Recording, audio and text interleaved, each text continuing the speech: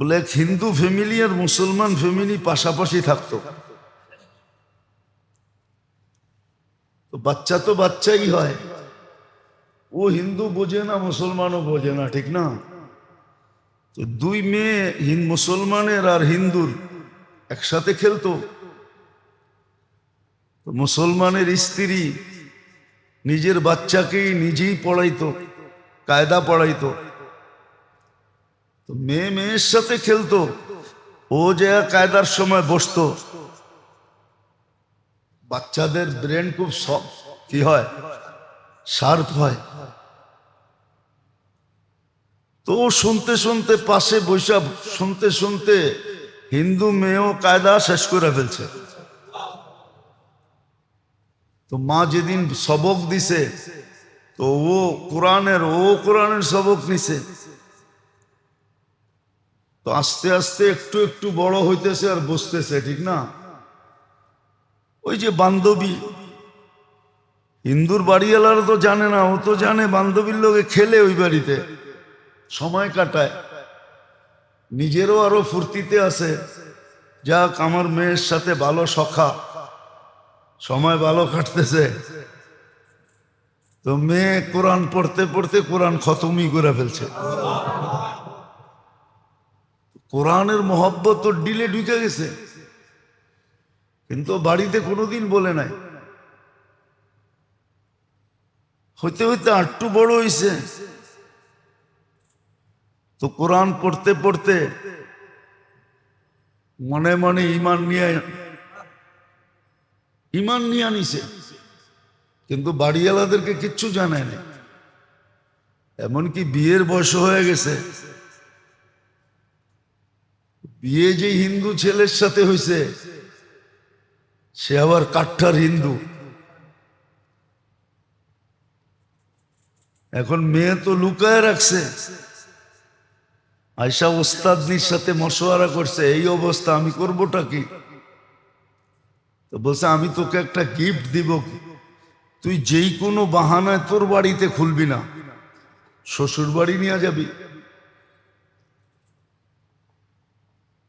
তো গিফট দিছে খুব সুন্দর বক্স টক্স কইরা, উপরে কিছু জিনিসপত্র দিয়া নিচে কোরআন দিয়া দিছে। তো কোরআন শ্বশুর বাড়ি চলে গেছে। স্বামী যখন কাজে যায়, অফিসে যায়, তো মেয়ে কোরআন পড়ে, আসার আগে আবার লুকায় রাখে, আসার আগে লুকায় রাখে। দিন যাইতে যাইতে প্রেগনেন্ট হয়ে গেছে। এখন ওর ডাবল চিন্তা বাড়ছে, আমার বাচ্চা হওয়ার পরে কি হবে? এটা তো কলেমা পড়াইতে পারবো না। আল্লাহর কাছে খুব দোয়া করতেছে। তো স্বামী অসুস্থ হয়েছে, টেস্টে বাহির হয়ে আসছে তার ক্যান্সার। স্ত্রীর কাছে কাঁদতে কাঁদতে বলছে, তুমি এত ভালো, রূপে গুণে সর্বাধিক দিয়া, কিন্তু আমি তো কয়েকদিনের মেহমান, তোমাকে হারায় ফেলবো। বলছি, কি হয়েছে? ক্যান্সার, ডাক্তার টাইম দিয়া দিছে, আমি এতদিন বাঁচবো। তো মেয়ে বলতেছে যে আমি তোমার চিকিৎসা করতে পারি, কিন্তু আমি যা বলবো তুমি সুস্থ হওয়ার পরে যদি আমাকে মানতে পারো, আমার প্রতিশ্রুতি রক্ষা করতে পারো। মেয়ে ভাবতেছিল এটা আল্লাহরই কোনো কাজ।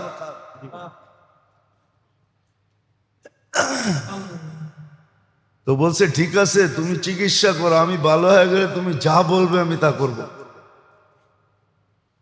তো মেয়ে ডেলি সূরায়ে ফাতিহা পড়াকে, কেন ওস্তাদনিকে দেখছে, কেউ আসলে সূরায়ে ফাতিহা পড়া ফু দিয়া দিতেন। সূরায়ে ফাতিহা পড়া ফু দেওয়া শুরু করছে। আর সূরায়ে ফাতিহা তো সব রোগের শেফা। আমরা ব্যবহার করতে জানি না। হ্যাঁ, বন্দুক আছে, ট্রেনিং নাই, অথবা বন্দুক আছে, গুলি নাই, ঠিক না? বন্দুকও নতুন, গুলিও নতুন, আমার ট্রেনিং নাই, তো এটা চলবে কেমনে? আমাদের একিন নাই। তো সে সূরায়ে ফাতিহা পড়া ডেলি স্বামীকে সকাল বিকাল ছাড়তো। তো সে জিজ্ঞেস করতো তুমি এটি কি করো? বলছে আমি তোমার চিকিৎসা করতেছি, তুমি আশ্বস্ত থাকো, তুমি ভালো হয়ে যাবে। তো মাস 2 মাস পরে যখন আবার টেস্ট করছে, ডাক্তাররা বলে না, তোমার ভিতরে ক্যান্সারের কোনো কিছুই নেই। হয়েছে কিনা এটাও, হয়েছে কিনা এই লক্ষণও নেই। তো সে রিপোর্ট নিয়ে খুশিতে খুশিতে আসছে যে আমি তো কিউর হয়ে গেছি, আমার ভিতরে ক্যান্সার নাই। তো মেয়ে বলছে তাহলে আমি আজকে যা চাবো এটা পুরা করবে তুমি? বলছে অবশ্যই করব, বলো কি? তুমি মুসলমান হয়ে যাও। পড়ছেনি স্বামী বেচালে। তো বলছে তুমি অঙ্গীকার করছো, কিন্তু এখন স্ত্রী ভালো হইলো যার হাতে, হয়ে গেছে মুসলমান। বলছে এটা বলা যাবে না, আমার বাড়িতেও বললে জব, তোমার বাড়িতে বললেও জব, বিলকুল জব করে ফেলবে।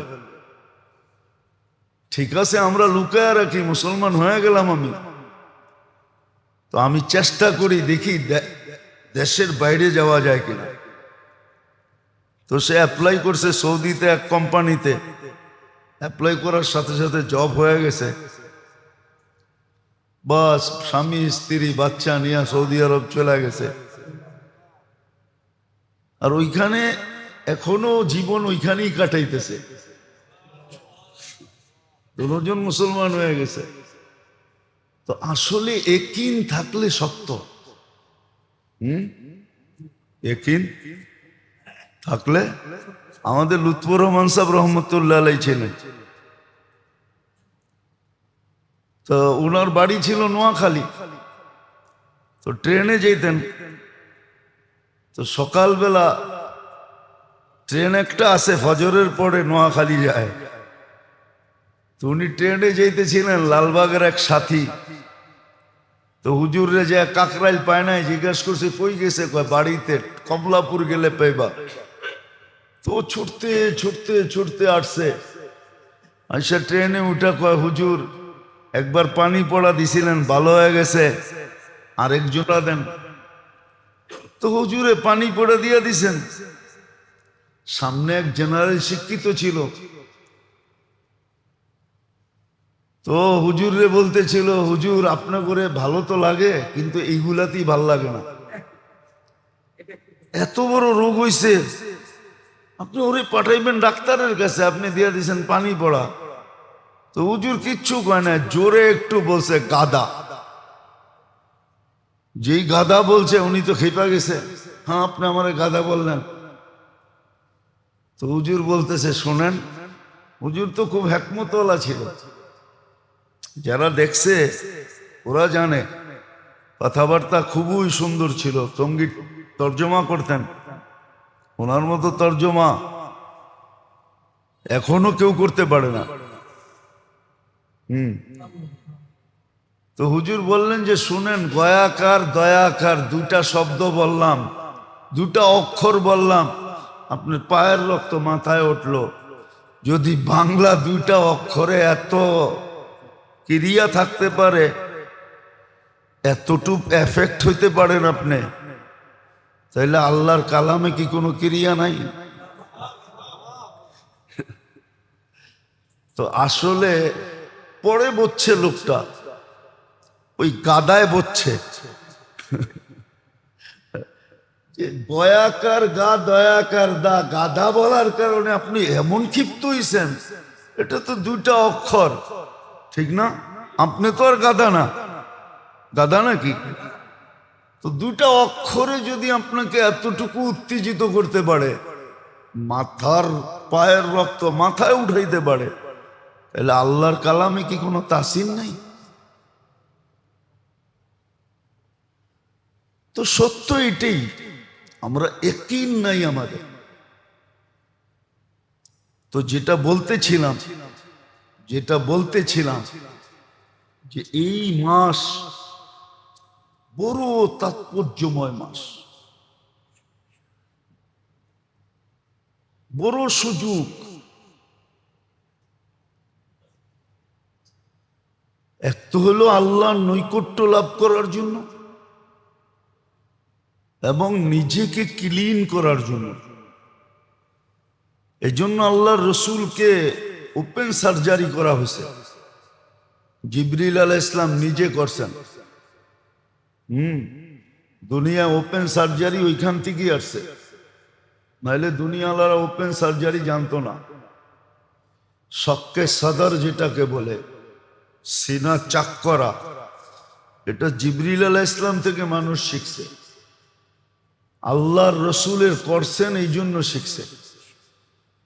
তো মেরাজের রাত্রে কাবার ভিতরে নিয়া ওপেন সার্জারি করা হয়েছে। কিছু বাহির করছেন, জমজমের পানি দিয়ে ধুইছেন, তারপরে কিছু ঢুকানো হয়েছে। এটা ইঙ্গিত দিতেছেন, এটাই ইঙ্গিত দিতেছেন আমাদেরকে, এটাই ইঙ্গিত দিতেছেন আমাদেরকে যে এই মাস ভিতরের পাওয়ার নেওয়ার মাস, ভিতরটাকে আলোকিত করার মাস, ভিতরটাকে আলোকিত করার মাস। ভিতরে যেগুলো আছে ওগুলা সব ক্লিন করার মাস। মানুষের ভিতরে জন্মগত অনেক কিছু আছে, লোভ আছে, লালসা আছে, হিংসা আছে, বিদ্বেষ আছে, দুশ্মনী আছে, এরকম অনেক কিছু ভিতরে রাখা আছে। ওটাকে ক্লিন করার মাস হলো এটা। আল্লাহ রসুলের ক্লিন করছেন, এখন ক্লিন করবে। আমাদেরকে তো আর ফেরেশতা এসে ক্লিন করে দেওয়া যাবে না। আমাদের জন্য দিছেন এই মাসে ইস্তেগফার বেশি বেশি পড়া, মাত্রা অতীত পড়া, কোনো 100-200 না, কমসে কম 1000 হওয়া চাই, 500-1000 ডেলি, 1000 বার ইস্তেগফার পড়া। ইস্তেগফার পড়া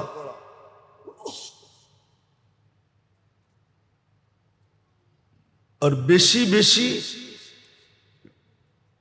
এই মাসেই উচিত কলেমা খুব বেশি পড়া। কলেমা খুব বেশি পড়া,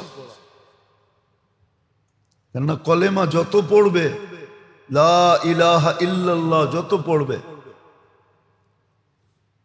তব তো ইমানের ভিতরে নবায়ন হতে থাকবে। এই জন্য হাদিসে আছে, জাদ্দিদু ঈমানাকুম, ইমান নবায়ন করো। বলছে ইমান আবার নবায়ন করব কিভাবে? অথবা বলতে পারেন ইমানকে খাঁটি করো, পিওর করো, রিফাইন করো। তো যত বেশি লা ইলাহা ইল্লাল্লাহর জিকির করবে, লা ইলাহা ইল্লাল্লাহ পুরাটা একসাথে, পুরাটা একসাথে, লা ইলাহা, লাকে টাইনা বলতে হবে, নাহলে কিন্তু অর্থ চেঞ্জ হয়ে যাবে। যত বেশি পড়বে তত বেশি ঈমান নিখুঁত হইতে থাকবে, নবায়ন হইতে থাকবে, চকচকে হইতে থাকবে। কালেমা বেশি পড়া চাই, ইস্তেগফার খুব কাসরতের সাথে পড়া চাই, কলেমা খুব বেশি বেশি পড়া চাই। তদ্রূপ দুরুদ বেশি বেশি পড়া চাই। দুরুদ যত বেশি পড়া যায়। সময় আছে কিন্তু আমরা কাজে লাগাই না। আপনি বলবেন আমি তো কাজ করি, আপনি দেখবেন অভ্যাস করেন, কাজের ভিতর দিয়েও হয়ে যাবে, হাজারো হাজারো বার হয়ে যাবে। কেননা মুখ তো আর কাজ করে না। কি সবাইকে গুলিস্তানে বেচে নাকি? যে 50 টাকা 50 টাকা, 100 টাকা 100 টাকা, কি বুঝলাম?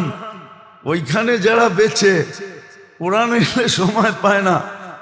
100 টাকা 150 টাকা যেটা নিবেন 100 টাকা, ও বলতে বলতে সময় পায় না। বাকিরা কি করে? ইচ্ছা করলে ও পায়, ইচ্ছার উপরে নির্ভর। আর প্রথম তো যেটা বললাম, বেশি বেশি সৎকা করা। তো এটা নৈকট্যের মাস ছিলেন, মেরাজের মাস। মেরাজ আমাদেরকে এগুলোই ইঙ্গিত দেয় যে এই মাসটা কতটুকু তাৎপর্যময়, কতটুকু গুরুত্বপূর্ণ, কতটুকু দামি। আবার আরেকটা এটাই, এটা ইবাদত বন্দিগির মাস। নাইলে কোরআন এই ইঙ্গিত দিতেন না। 4 মাস যে হারাম, নিষিদ্ধ 4 মাসের প্রথম মাস হলো রজব। আর এখানে ইঙ্গিত আছে, ফালা তুযালিমু ফীহিন্না আনফুসাকুম। কোরআন বলতেছে যে এই মাসে গুনার কাছে যেও না, 4 মাস কমসে কম। যেমন অনেক সময় বলে আল্লাহ জান্নাতে আদম আলাইহিস সালামকে সব খাইতে বলছেন, কিন্তু ফালা তাকরাবা হাদিস শাজারা, খালি এইটার কাছে যেও না, বাকি সব খাও, যত মনে চায় খাও, কিন্তু একটার কাছে খালি যেও না। আল্লাহ বলে 8 মাস করো, করো, আপত্তি নেই, কিন্তু 4 মাস করো না, 4 মাস গুনাহ করো না। আমরা আসলে বলি যে সাহাবায়ে কেরামের যুগ ওটা অজ্ঞতার যুগ ছিল, আমরা শিক্ষিত যুগ। মাঝে মাঝে আমরা ভাবি, আবার কে কিভাবে নেন জানি না, মিডিয়ায় কথা চলে যেতেছে। প্লেনে এয়ার হোস্টেস থাকে না, এরা কি কাম করে বলেন না? আমার ঘরেরটাই কি করে? আমার ঘরে যেটা আছে ওটাও তো কাজই করে, ঠিক না? সেও কি করে? সেও কাজ করে, ঠিক না? কি বটন দাবলি এসে জিজ্ঞাসা করে কি চান, ঠিক না? তো প্লেনেরটা শিক্ষিত, আমার বাড়িরটা অশিক্ষিত, এতটুকুই তো পার্থক্য। কি মনে হয় বুঝাইতে পারি না, ভাঙ্গেই বলে দিব। ওটাও কাজের বুয়া, আমার বাড়িরটাও কাজের বুয়া, ঠিক না? ওটা শিক্ষিত, এটা অশিক্ষিত। ওর স্যালারি একটু বেশি, এটার স্যালারি কম। হ্যাঁ, না না না, কাজের মানুষ আছে না আপনার বাড়িতে? আপনি ওয়াইফকে কেন নিতেছেন? উনি কি কাজের মানুষ নাকি? উনি তো হোম মিনিস্টার, আপনারা আমারে নাকে ধরে চালায়, কানে ধরে চালায়, ঠিক না? মসজিদে বলে দেখ ভাবতেছেন, বাড়ির যে ভাইবা দেখেন, পাক করে খাও, খবর আছে। উনি তো হোম মিনিস্টার, রানী, ঠিক না? হ্যাঁ, উনি হলেন ফুল রানী। তো যেটা বুঝাইতেছিলাম, আমাদের মানুষগুলো আজকালকাল বলে আমরা শিক্ষিত, আর ওটা অজ্ঞতার যুগ। হ্যাঁ, আমরা হইলাম শিক্ষিত অজ্ঞ, আমরা শিক্ষিত, শিক্ষিত জাহেল আমরা। নাইলে ওই যুগেও কিন্তু এই 4 মাস মানুষ গুনাহ করত না, 4 মাসে মদ খাইত না, 4 মাসে গান বাজনা হতো না, 4 মাসে কেউ কাউকে মারতেন না, ঝগড়া বিবাদ করতেন না। হ্যাঁ, বুখারীতে লম্বা হাদিস আছে, হাদিস আব্দে কাইস, আরে না লম্বা, বাহরাইন আলারা আসতে পারতো না আল্লাহ রসুলের কাছে, শুধুই 4 মাস আসতে পারতো। কেননা বাহরাইন থেকে যে রাস্তা দিয়ে আসতো মদিনা মুনাব্বারা, ওই রাস্তার মধ্যখানে এক কবিলা ছিল, কবিলায় মোজার, এদের সাথে এদের চির দুশ্মনী ছিল। কিন্তু এই 4 মাস অবাধে আসা যাওয়া হতো, এদের ব্যবসা বাণিজ্য এই 4 মাসই হইতো। তারা আল্লাহ রসুলের কাছে প্রথমে আইসা বলছিল, ইয়া রাসূলুল্লাহ, আমরা আপনার কাছে আসতে পারি না, সচরাচর আসা সম্ভব না, এই 4 মাসের ভিতরেই আমাদের আসতে হয়। রজব না না জিলকাদা, জিলহজ্জা, মুহররম, এই 4 মাসেই আমরা আসতে পারি। বিদা আমাদেরকে যেটা বলবেন এরকম বলবেন যে আমরা যদি নাও আসতে পারি আর অবস্থার কারণে, তাহলে যেন আমরা জান্নাত পাওয়া যাই। আমাদেরকে যা বলবেন সব জিস্ট বলবেন, চোখা চোখা বলবেন। আল্লাহ রসুল এদেরকে এরকমই বলতেন। হ্যাঁ, তো আপনি যদি ওটাকে অন্ধকার যুগ বলেন, নিরক্ষরের যুগ বলেন, মেনে নিলাম, কিন্তু ওরাও অজ্ঞ ছিল আর বর্তমানে আমরাও অজ্ঞ, কিন্তু ডিফারেন্স কতটুকু, ওরা অশিক্ষিত অজ্ঞ, আমরা শিক্ষিত অজ্ঞ। আমরা কি ওরকম, যেরকম আমার বাড়িটা যেরকম বিমান, কেন বড় বড় হোটেলে আছে, ওটাও ওরকমই, একই। কি বললে তো আবার রাগ হয়ে যায় কিনা, জুতার ফ্যাক্টরি যে দিছে ও মুচি, যে আমার মহল্লায় বইয়া শিলায় ও মুচি, ওরে কয় শিল্পপতি, ওরে কয় মুচি, ঠিক না? দুজনে কি করে, কি জুতা বানায় না? না জুতা বানায় না, প্লেনও যে চালায় ও ড্রাইভার, আর রিক্সা যে চালায় ও ড্রাইভার, শব্দ তো একটাই। তো ওই যুগের মানুষগুলা অজ্ঞ ছিল, কিন্তু অশিক্ষিত অজ্ঞ, আর আমরা আজকে অজ্ঞ শিক্ষিত অজ্ঞ, এতটুকু ডিফারেন্স। নাইলে এই 4 মাসে নিষেধ ছিল, আল্লাহর নিষেধ, 4 মাস গুনাহ করো না, ফালা তুযালিমু ফীহিন্না আনফুসাকুম, ইন্না ইদ্দাতাশ শুহুরি ইনদাল্লাহি 12 শাহরা মিনহা আরবাআতুন হুরুম। তারপরে হুকুম দিছেন এই 4 মাস গুনাহ করো না, 8 মাস করো, 4 মাস করো না, 4 মাস গুনাহ করো না। রজবে করো না, জিলকাদায় করো না, জিলহজ্জে করো না, মুহররমে করো না, আর রমজানে তো করবেই না, কেননা ওটা তো রোজার মাস। কি মাস? রোজা বোঝেন?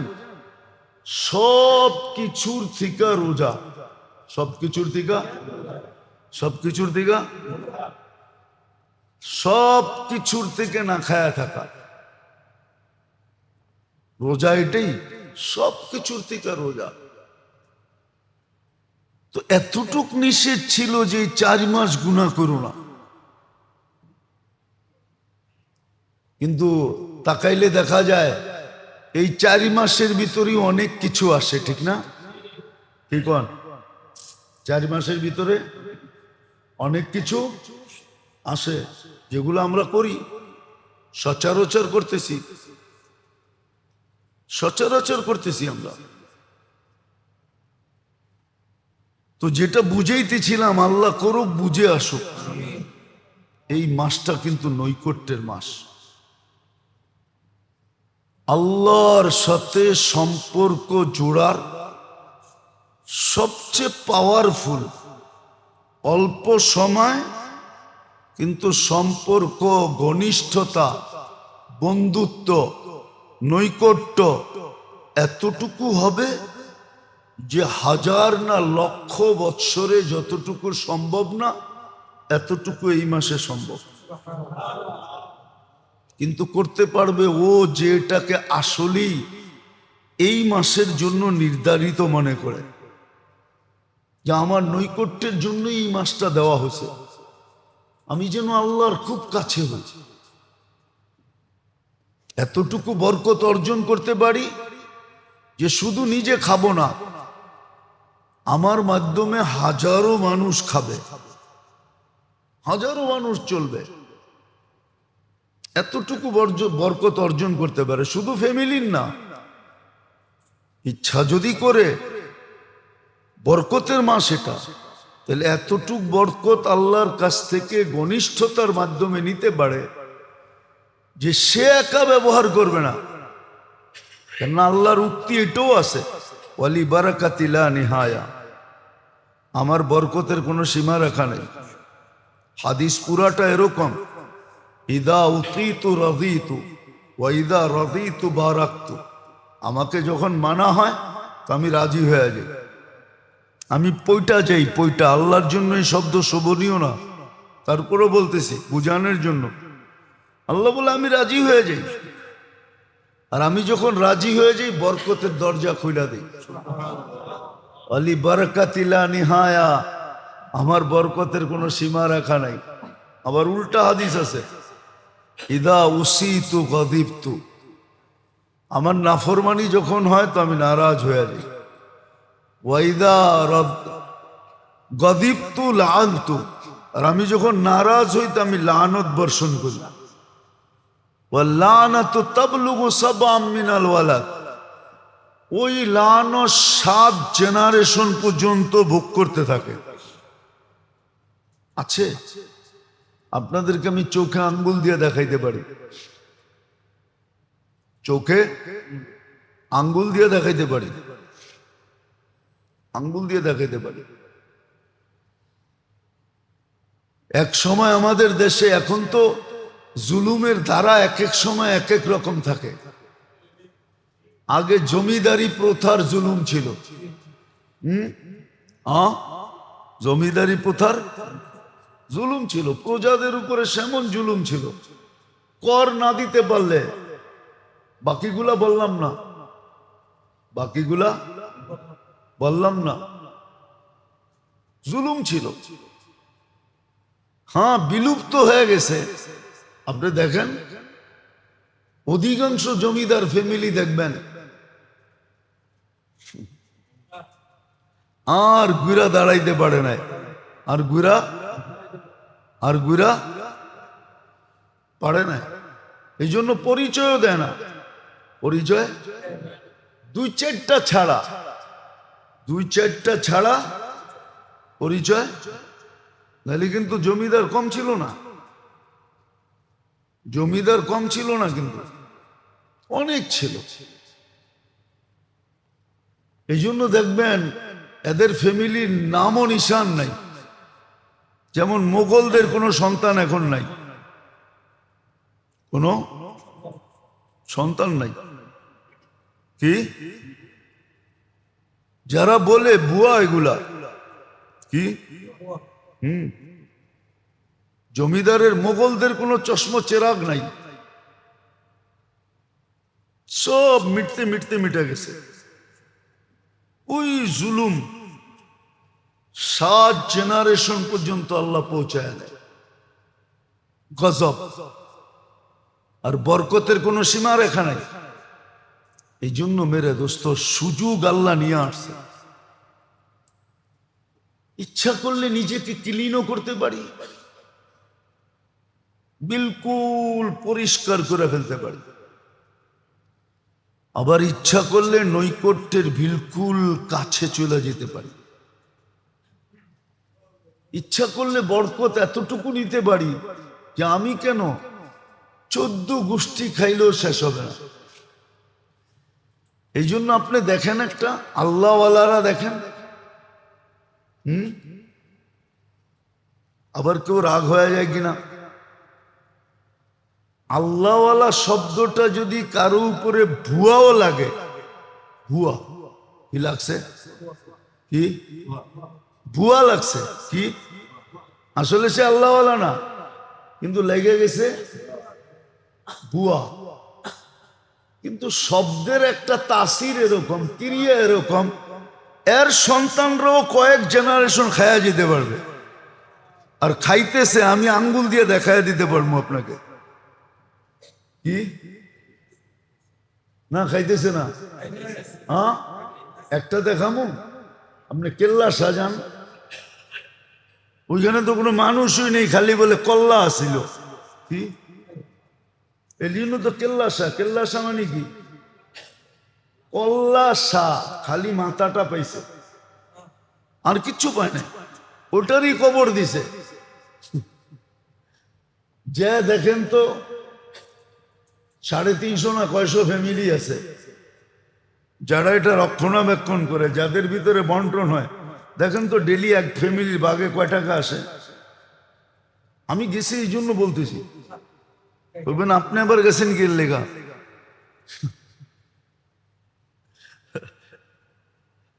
আমি যাই না, আমারে নিয়ে গেছে ওয়াজের জন্য আর কি। তো যে দেখেন কয় টাকা ওঠে। কিন্তু ওটা কি পারফেক্ট? হ্যাঁ হ্যাঁ,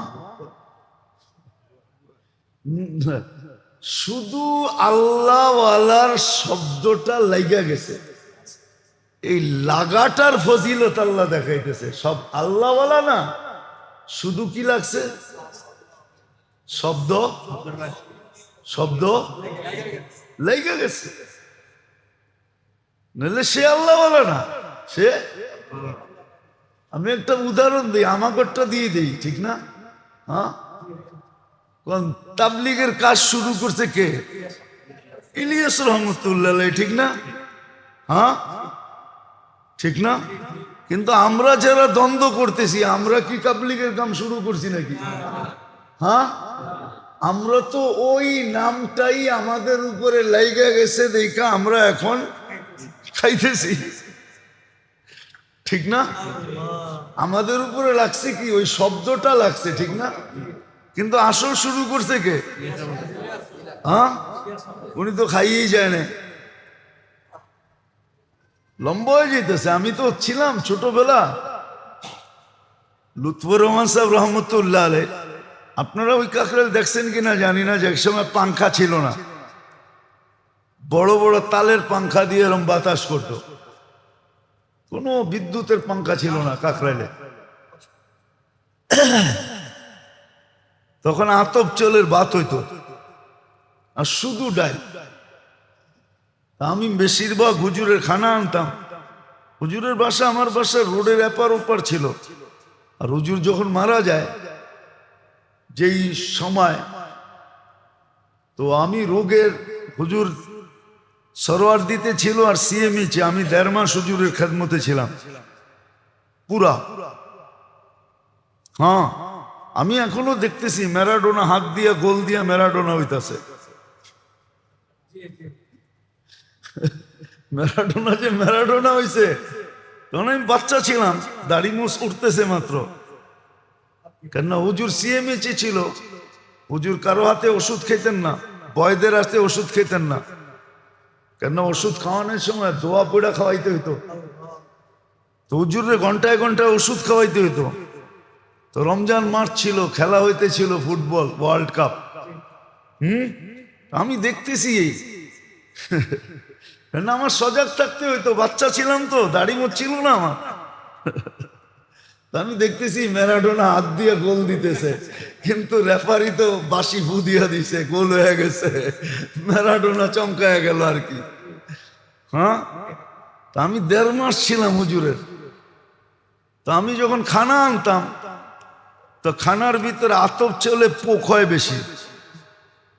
যারা আতপ খায় ওরা জানে এটাকে খুব প্রসেসিং করে রাখতে হয়, নাহলে কিন্তু অতি তাড়াতাড়ি পোকে ধরে। সিদ্ধটার ভিতরে এত তাড়াতাড়ি ধরে না। তো বাঁচতাম, তো হুজুর জিজ্ঞেস করতো বাসস কি? আমি কি পোক বাঁচতেছি। পোক বাঁচলে আর ভাত থাকবো কই? তো ভাতেই তো থাকবো না, খামু কি? এক জমানা এরম ছিল। এই জন্যই তো আমি মাঝে মাঝে দুটা চারটা কথা বলি আপনাদেরকে, শুধু ওই চিত্রগুলো সামনে উঠে দিকে বলি যে কেমন কোরবানির তাবলিগ ছিল, আজকে এটা নিয়ে কেমন ছিনিবিনি খেলা হইতেছে। আমি একদলকে বলতেছি না, দলকেই বলতেছি। একদল জাহেল হয়েছে দিকে আমিও জাহেল হব নাকি? ওরা তো জাহেলি, নাইলে আলেমদের উপরে হাত উঠায় কি গোরা? ঘুমন্ত মানুষের উপরে হাত উঠায় কি গোরা? হ্যাঁ, আবার টঙ্গির মতো জায়গায় মারে কি গোরা? হ্যাঁ, টঙ্গির পবিত্রতা তো তোমরাই নষ্ট করছো, ঠিক না? আবার সবকিছু করছে তো করছে বটে, আবার বাংলাদেশের সমস্ত বড় বড় আলেমদের উপরে মার্ডার কেস ঠুইকেও দিছে, বড় বড় আলেমদের উপরে একজনও বাদ রাখে নাই, পীর হোক আর না হোক, সবাই রে দিছে। বলে আপনিও আছেন নাকি? হ্যাঁ, আমার উপরেও দিছে।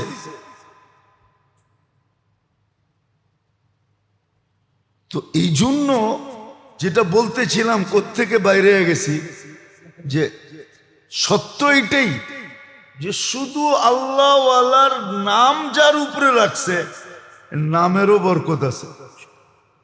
তো রজব মাস ছিল এই জন্য বড় তাৎপর্যময় মাস। আসছেন, পাওয়া দিচ্ছেন সুযোগ, বুদ্ধিমানের পরিচয় দিই। খুব সৎকা করি, খুব দোয়া করি, খুব দোয়াটা পড়ি, খুব ইস্তেগফার করি, খুব দুরূদ পড়ি, খুব কলেমা পড়ি, খুব কান্নাকাটি করি যে আল্লাহ রমজান পর্যন্ত যেন পৌঁছতে পারি। মৌত আসুক তাতে অসুবিধা নাই, কিন্তু রমজানে ডুইকা যেন আসে। কেননা রমজানে ডুইকা মৌত আসা, ওই মৌতের বেনিফিটই ভিন্ন। এটা আলাদা বেনিফিট, এমন বেনিফিট, এটা আলাদা। এটা আপনি যে মরে সে বুঝবে কি বেনিফিট পেল, আপনি আর আমি বুঝবো না। নাইলে মানুষের শাহাদাতের মৌত চায় কেন? বেনিফিট আছে এই জন্যই তো চায় না। তো রমজানের মৌতও কিন্তু বিরাট বড় বেনিফিট। হ্যাঁ, বরং রমজান পাইয়া আরেক রমজানের আগেও যদি মরল, তো রমজানে মরার বেনিফিট সে পাইতে থাকবে। একদিন আগেও যদি মরে, গত রমজান পাইল, সারা বৎসর কাটায়া রমজানের একদিন আগেও যদি মরল, তো গত রমজানের বেনিফিট পাবে। এই জন্য খুব কাজে লাগাই। আল্লাহ আমাদেরকে বুঝার, আমল করার এবং ঘরেও এটার চর্চা চালাই। ঘরালাদেরকেও তৈরি করি, মা বোনদেরকেও তৈরি করি। এখন থেকেই অভ্যাস করি যে ঘরের কাজ কমায় দাও, ঘরের কাজ কমায় দাও, ইবাদত বন্দিগিতে সময় বাড়ায় দাও। হ্যাঁ, সারা বৎসর আপনি 10 তরকারি খাইছেন, এখন থেকে 2 তরকারি খান, 3 তরকারি খান।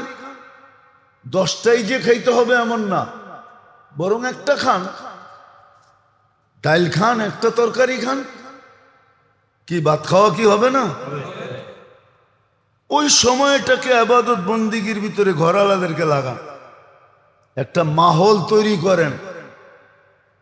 রজবের একটা মাহল ঘরের ভিতরে তৈরি করেন, বাচ্চা কাচ্চার ভিতরে তৈরি করেন। দেখবেন মাস কাইটা গেলে তারপরে বুঝবেন, আপনি ডোজ পুরা হইলে আপনি বুঝবেন যে বরকত কতটুকু আসলো। দিন যেতে থাকবে, আপনি বরকত দেখতে থাকবেন। আল্লাহ আমাদেরকে চলারও, বুঝারও, মানারও তৌফিক দান করেন।